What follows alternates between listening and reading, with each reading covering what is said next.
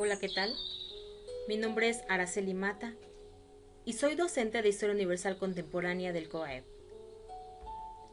En esta primera sesión abordaremos el bloque 2, la crisis económica global como preámbulo de la Segunda Guerra Mundial y la creación de instituciones para la paz. El propósito del bloque es que analices las consecuencias de la crisis económica mundial de 1929, el auge de los regímenes totalitarios y la Segunda Guerra Mundial a través de acontecimientos de tu entorno inmediato, para valorar la trascendencia de la tolerancia y la paz internacional. Los temas que abarca este bloque son 4.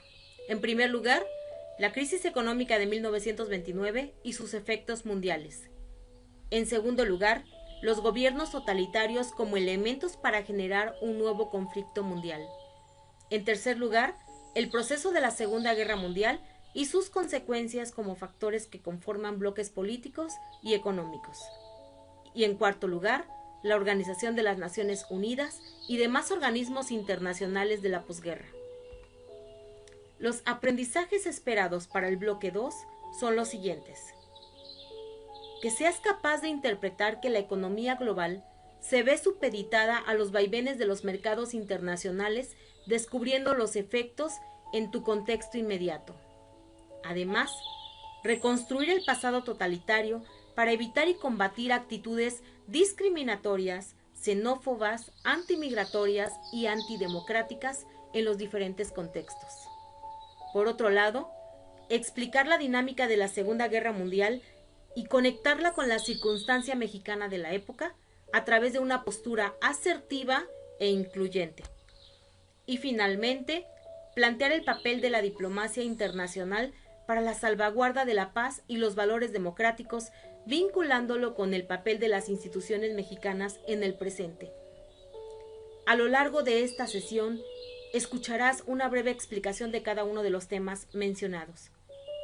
Por otro lado, se han diseñado actividades de aprendizaje para que las puedas realizar en tu hogar y entregarlas a tu docente cuando te las requiera. Se han incluido algunos nombres de películas que te son bastante útiles para que puedas conocer la historia a través del cine. Se incluye finalmente el porcentaje de cada una de las actividades que vas a realizar. Vamos a iniciar con el primer tema, que es la crisis económica de 1929. La crisis de 1929 se originó en Estados Unidos, país que, como es de tu conocimiento, se convirtió en la primera potencia económica mundial después de la Primera Guerra Mundial, conocida como la Gran Guerra, que duró de 1914 a 1918. Los años 20 representan para Estados Unidos años de bonanza económica. Por esa razón fueron llamados felices o fabulosos 20. Un contexto donde se generó gran inversión en nuevos negocios. Se otorgaron préstamos a los países que habían quedado devastados en sus economías por la Gran Guerra. Se instalan industrias en otros países y se compran acciones en la bolsa de valores al por mayor.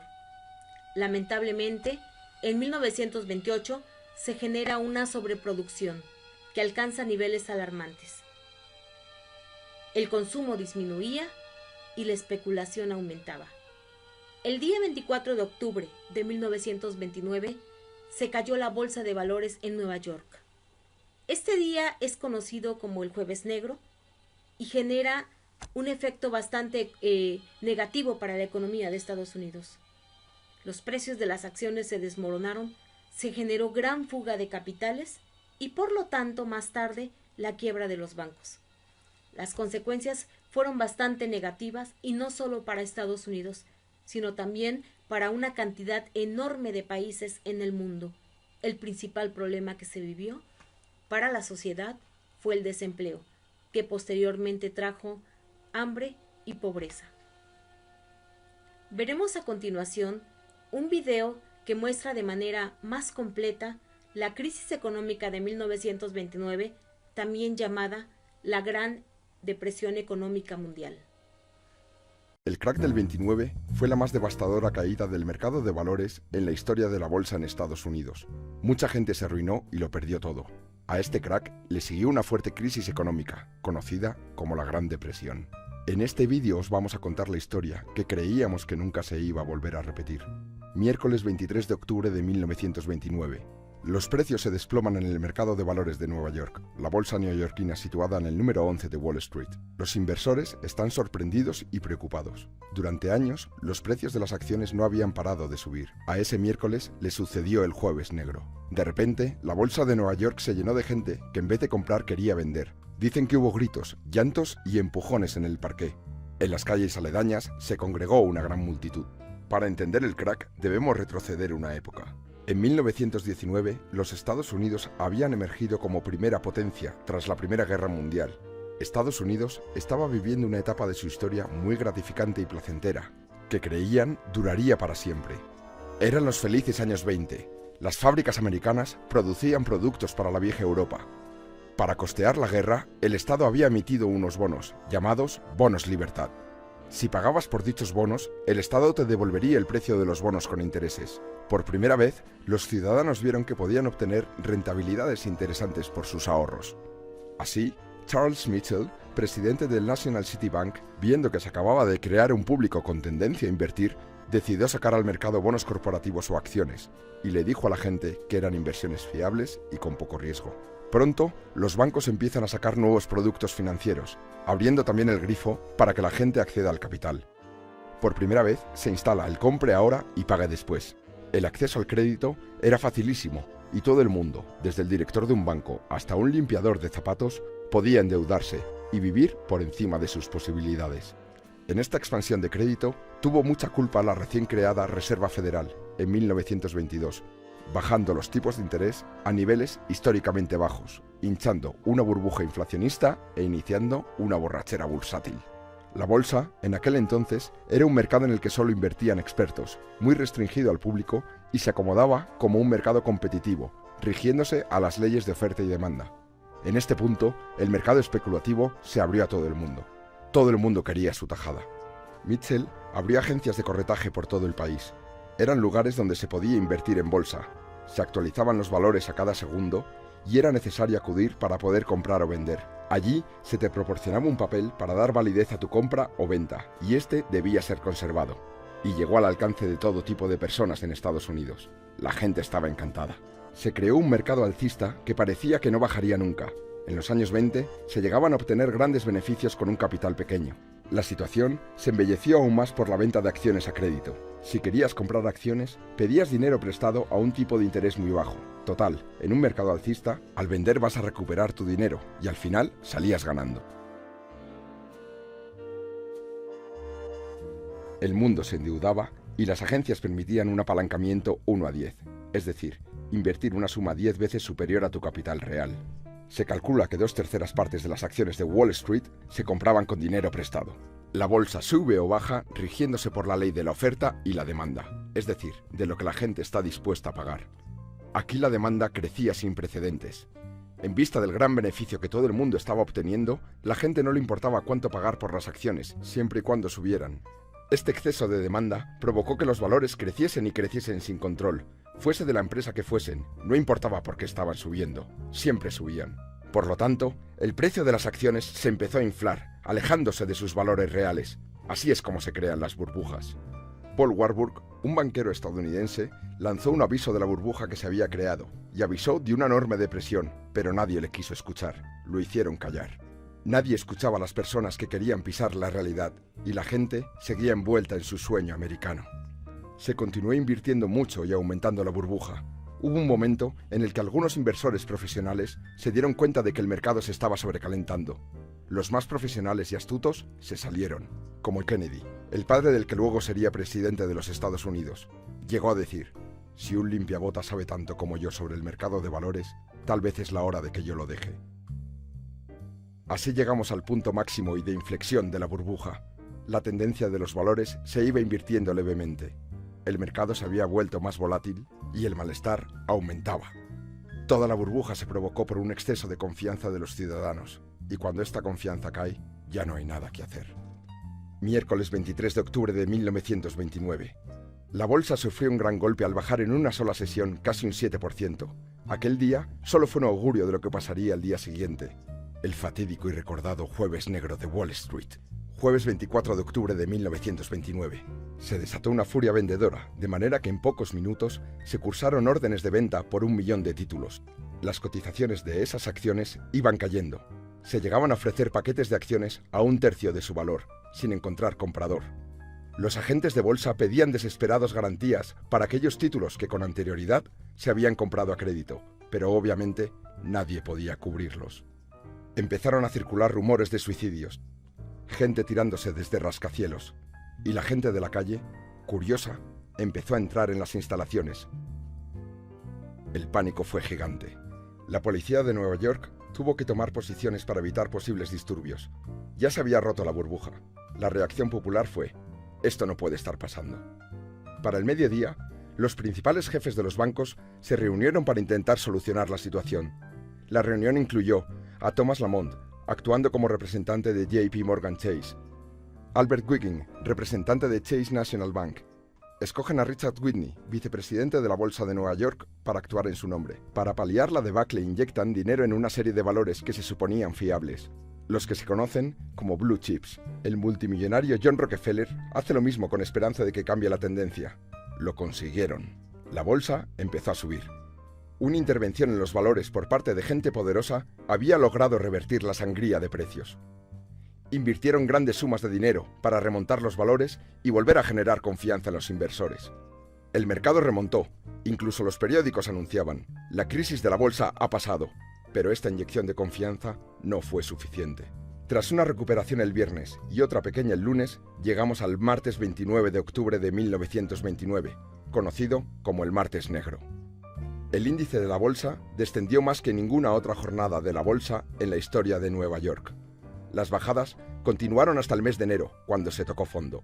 El gobierno, presidido por el republicano Herbert Hoover, no sabe cómo parar el golpe. Consecuencias. Mucha gente se arruinó. Los bancos también se arruinan al no poder recuperar el dinero prestado. Cerraron porque dejaron de ser solventes.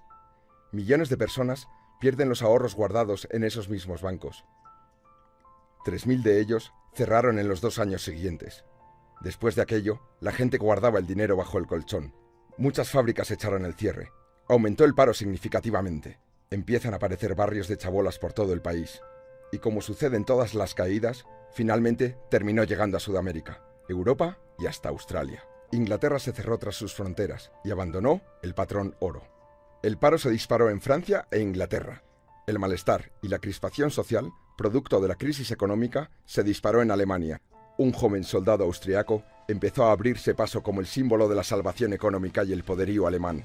Se llamaba Adolf Hitler.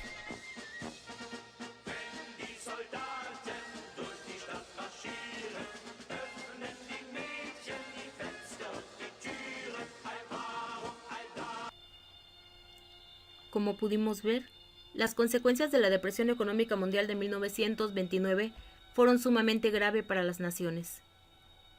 El gran decrecimiento económico generó inestabilidad en cada una de ellas. El desempleo ocasionó que la pobreza aumentara. El presidente de Estados Unidos en turno, Herbert Hoover, dictó medidas de emergencia para Estados Unidos, pero desafortunadamente todo fue inútil. Para 1932 había 13 millones de desempleados y 1 millón sin vivienda. En ese mismo año se realizaron elecciones presidenciales donde participó en la contienda Franklin Delano Roosevelt por parte de los demócratas. Delano Roosevelt, al resultar triunfador en el año de 1933, pone en marcha el New Deal para enfrentar la crisis.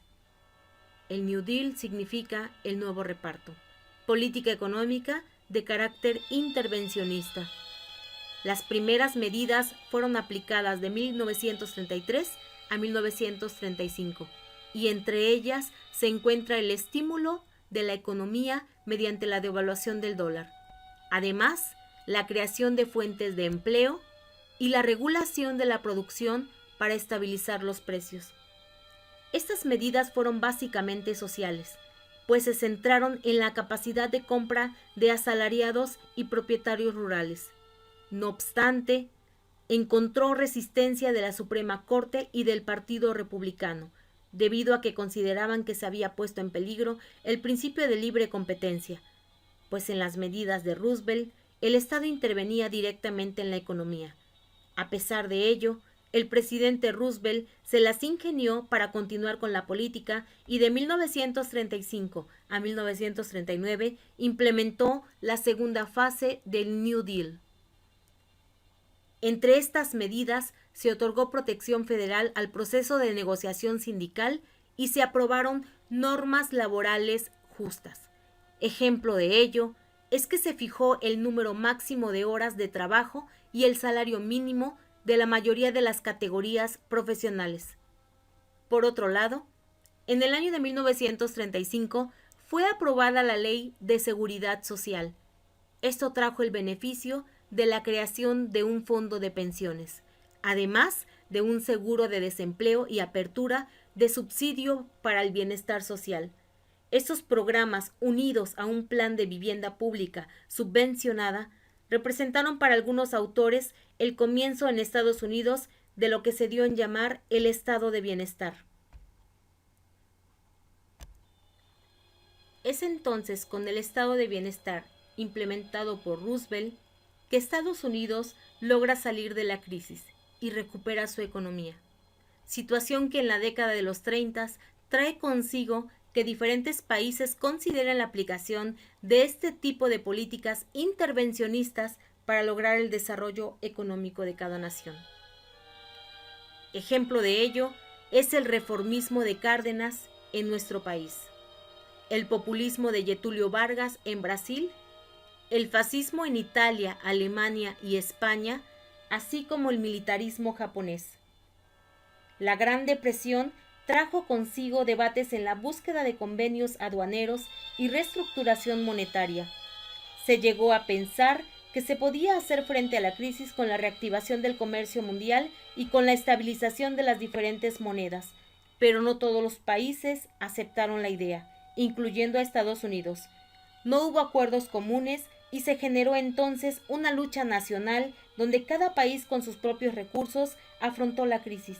Lo anterior provocó el ascenso de regímenes totalitarios propugnados por el nacionalismo, tales como el fascismo en Italia, el nazismo en Alemania, el franquismo en España y el militarismo en Japón. Benito Mussolini, conocido como el Duce, fue líder del Partido Nacional Fascista y tomó el poder en Italia en 1922 a través de un golpe de Estado.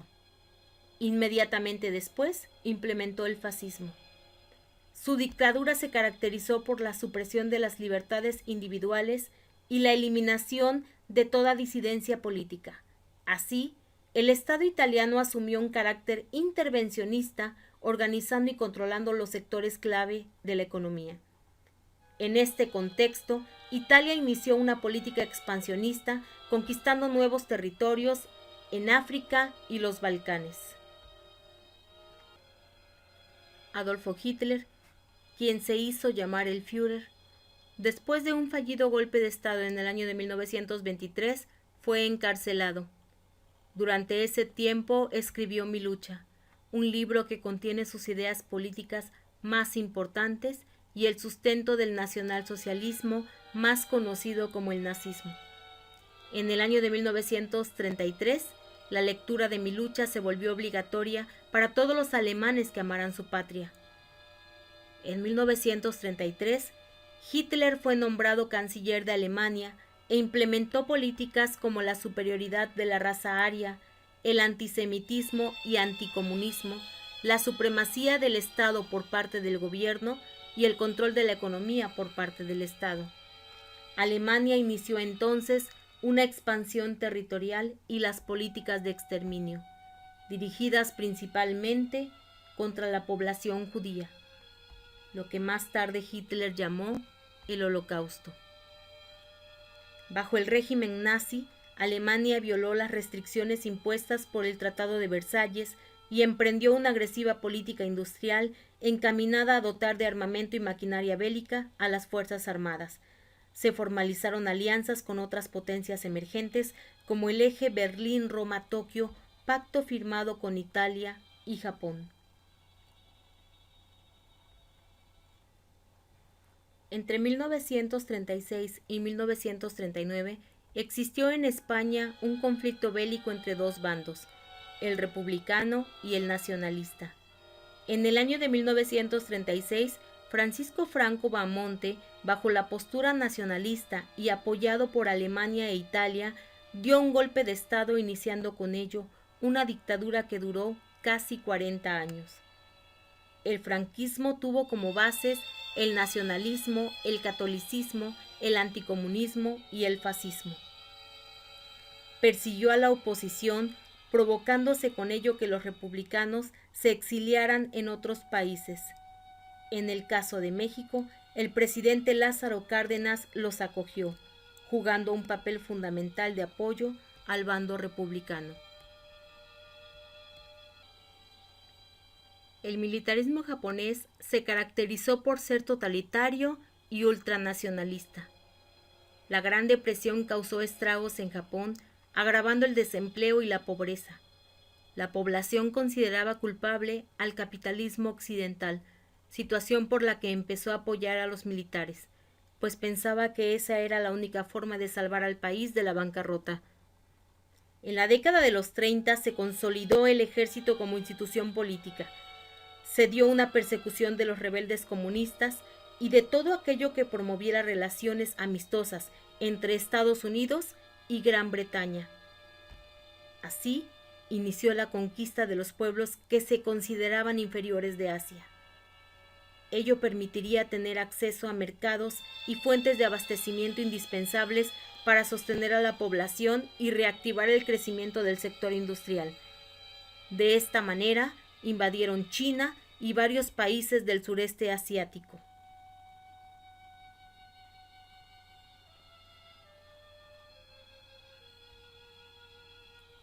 La Segunda Guerra Mundial. La Segunda Guerra Mundial fue un conflicto bélico ocurrido entre los años de 1939 y 1945. Esta guerra es considerada la guerra más importante de la historia, con las potencias de la época como protagonistas.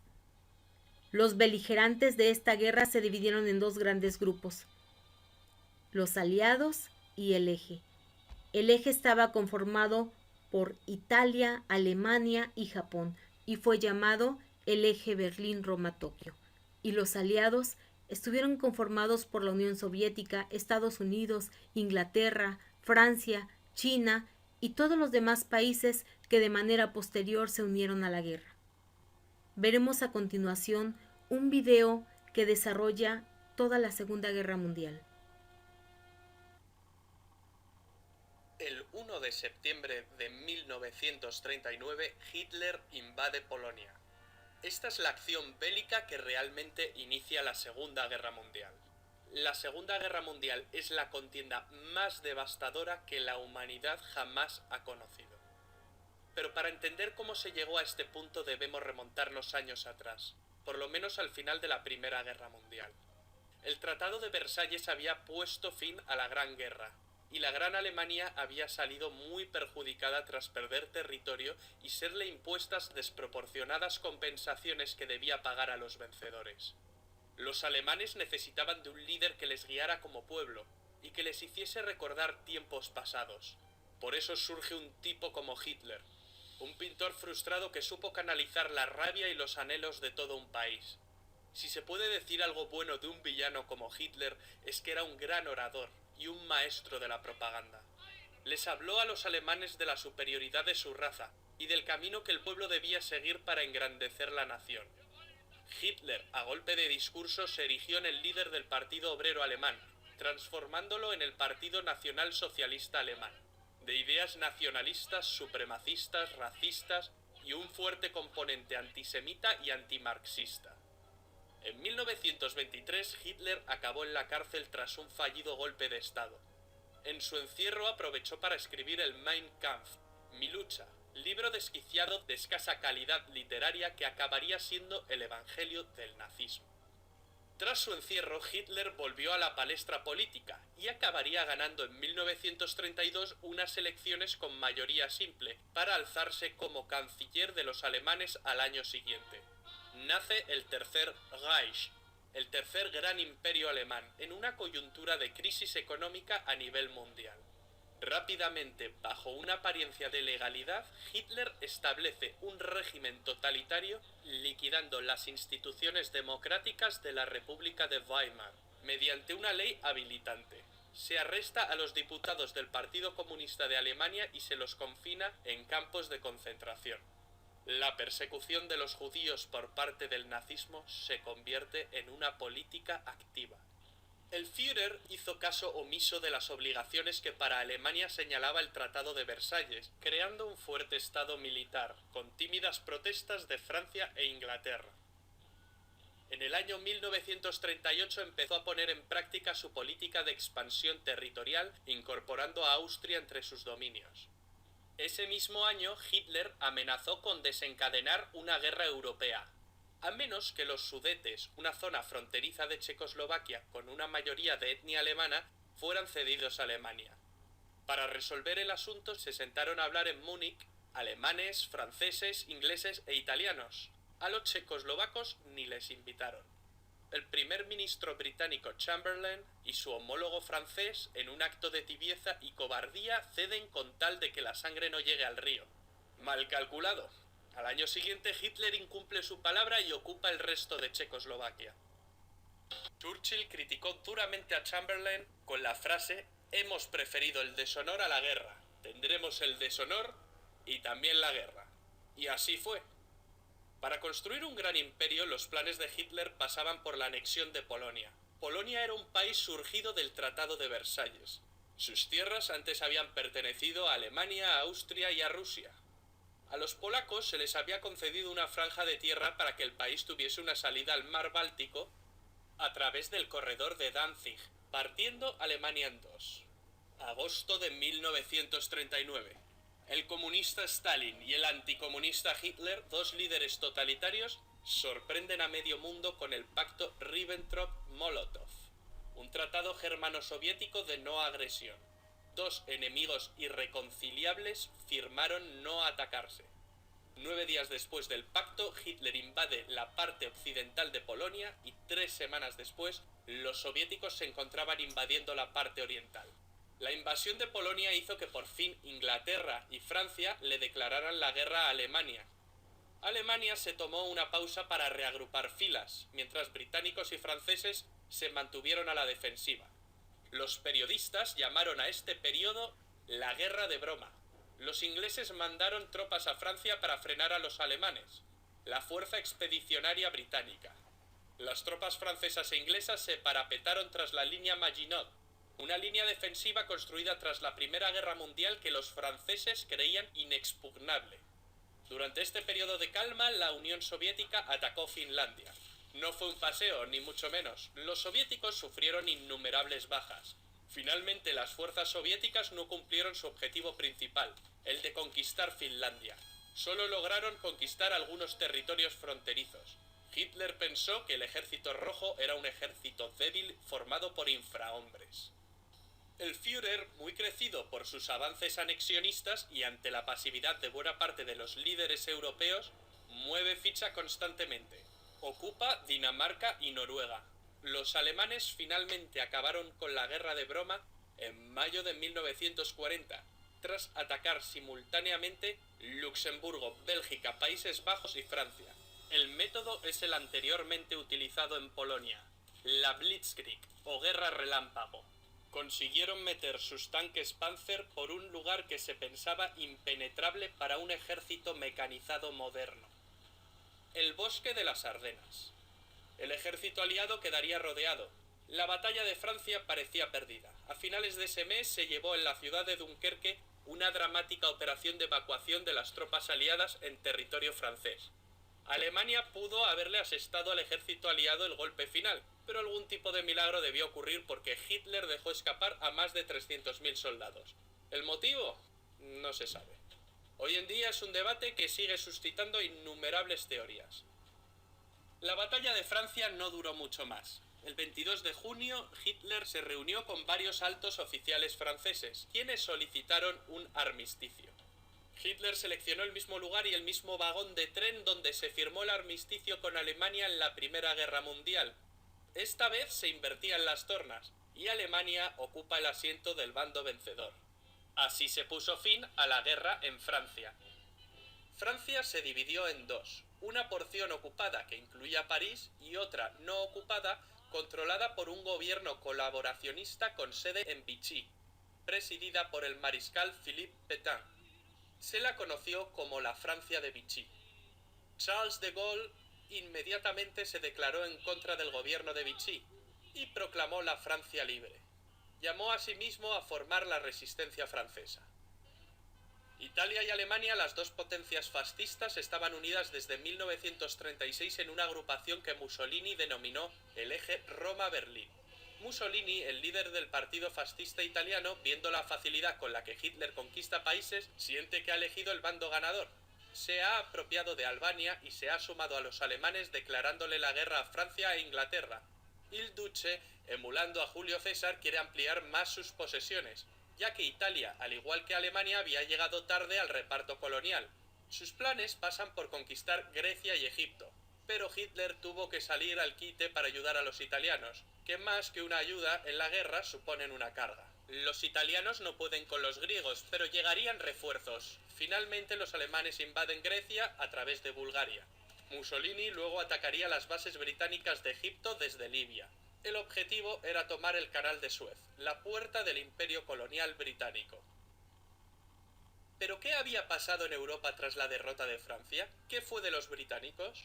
Churchill, nuevo primer ministro tras la dimisión de Chamberlain, rechaza firmar un armisticio con Alemania. Hitler decide ir a por todas. Pero conquistar Inglaterra no será tan fácil por su condición insular. Los ingleses consiguieron defender heroicamente su isla en la batalla de Inglaterra, una batalla que se libró sobre todo en el aire, la Luftwaffe contra la RAF. Churchill pronunciaría otra de sus grandes frases: nos dejó muchas. Nunca tantos debieron tanto a tan pocos.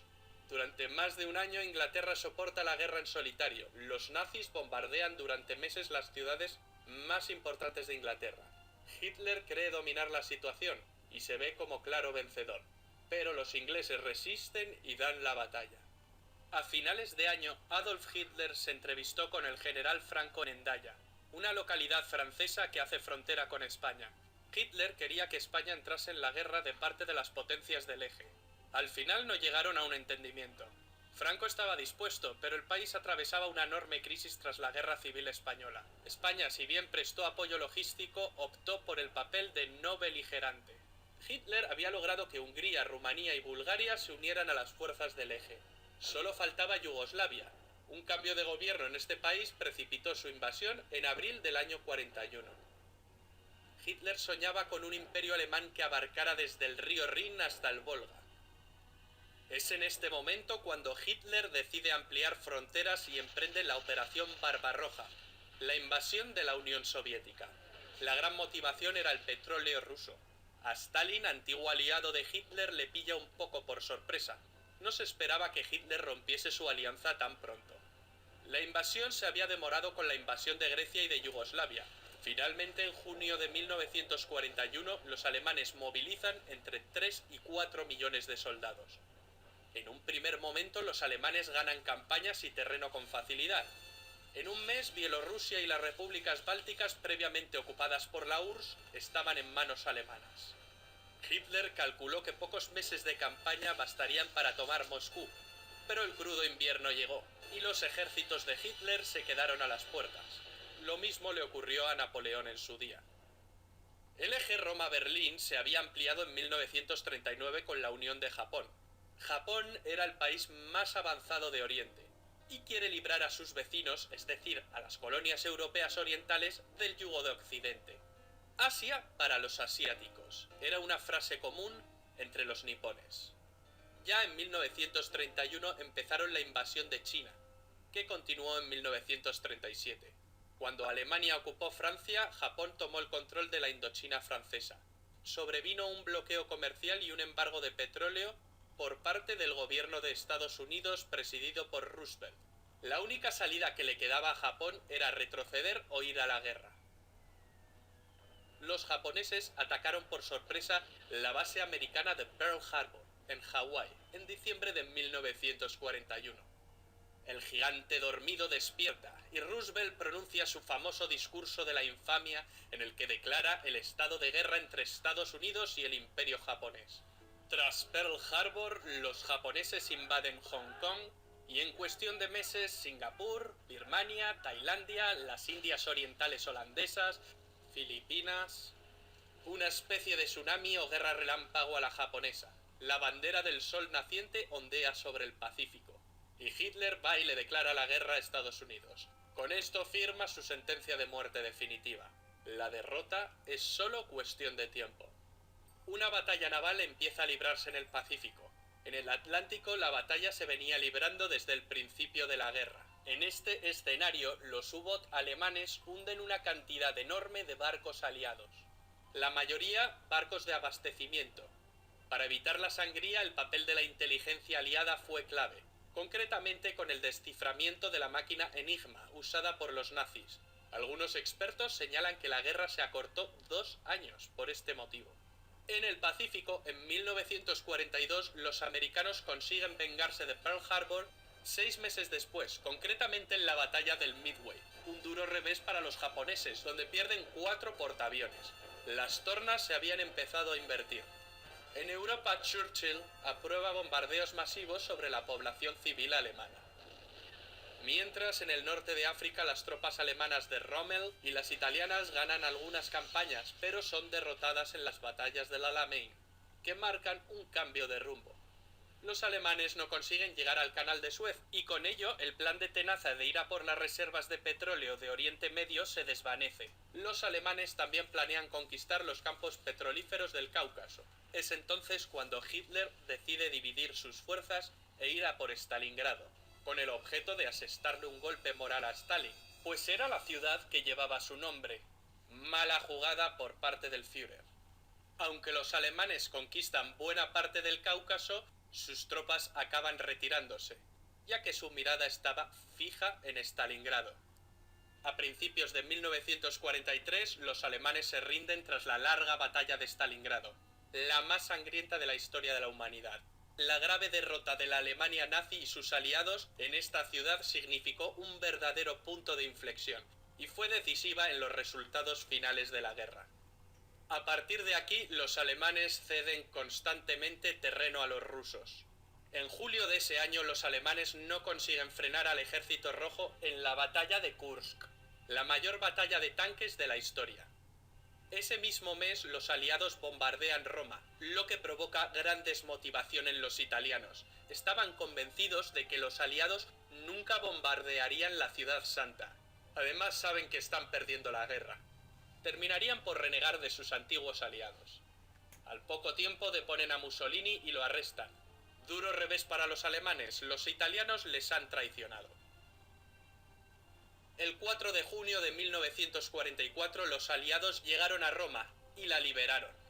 El 6 de junio un enorme contingente de tropas aliadas desembarcó en las playas de Normandía. Los alemanes, que ya retrocedían por el este, empiezan a retroceder por el oeste. El avance aliado es incontenible. No tardan en llegar a París. Cuando los aliados cruzan la frontera germana, los alemanes lanzan una desesperada ofensiva en las Ardenas, que no surte efecto. En el Pacífico las tropas niponas se desvanecen. Las acciones de los kamikazes solo retrasan la ofensiva estadounidense. En enero de 1945, el Ejército Rojo llega al campo de concentración de Auschwitz, Polonia, y libera a miles de prisioneros. La opinión pública empieza a conocer los horrores del Holocausto judío y su verdadero alcance. Más de 6 millones de judíos fueron asesinados por el régimen nazi. En febrero los aliados realizan el bombardeo de Dresde, uno de los mayores bombardeos sobre población civil de toda la guerra, resultando destruida casi toda la ciudad. En abril los rusos llegaron a Berlín y ganan la última batalla europea. Ese mismo mes se suceden el fusilamiento de Mussolini y el suicidio de Hitler. Finalmente, la Alemania nazi se rinde incondicionalmente ante los aliados. Termina la Segunda Guerra Mundial en Europa, pero la guerra continúa en algunas zonas de Asia y Japón. Hicieron falta 2 bombas atómicas sobre Hiroshima y Nagasaki en agosto para rendir al incansable ejército del emperador Hirohito.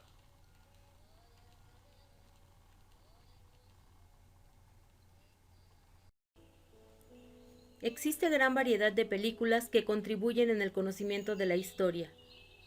Te sugerimos veas algunas de las que aquí te presentamos, con el fin de que puedas analizar y reflexionar su contenido, relacionándolo con los temas del bloque 2. Los títulos que hemos seleccionado considerando serán de tu interés son los siguientes: El niño con el pijama de rayas, El diario de Ana Frank, Las uvas de la ira, El pianista, La lista de Schindler, Pearl Harbor y La vida es bella. Las actividades que deberás realizar en este bloque son las siguientes. En primer lugar, deberás elaborar una infografía sobre la Gran Depresión de 1929 que incluya lo siguiente: causas, consecuencias, estrategias que fueron implementadas para superarla y las implicaciones que ésta tuvo en México.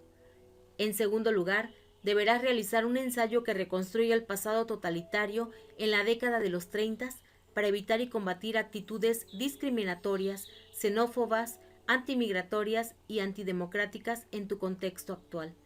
Finalmente, deberás elaborar un organizador gráfico sobre la Segunda Guerra Mundial que incluya causas, proceso de la guerra, consecuencia en los ámbitos sociales, económicos, político y ambientales, considerando el contexto mexicano, así como la Organización de las Naciones Unidas y demás organismos internacionales de la posguerra, vinculándolos con el papel de las instituciones mexicanas en el presente.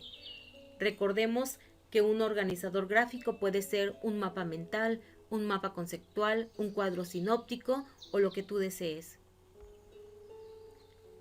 Los porcentajes asignados para cada actividad son los siguientes: la infografía, un 3%, el ensayo, un 3.5%, y el organizador gráfico, un 3.5%, lo cual nos da un 10% para las actividades de aprendizaje del bloque 2. Las actividades deberás realizarlas a partir de la información que aquí se te ha presentado y del libro de texto que estés trabajando con tu maestro, además de que puedes consultar diversas páginas de internet que consideres que sean confiables. Esto es todo por el día de hoy. Espero que hayas tenido una buena experiencia de aprendizaje.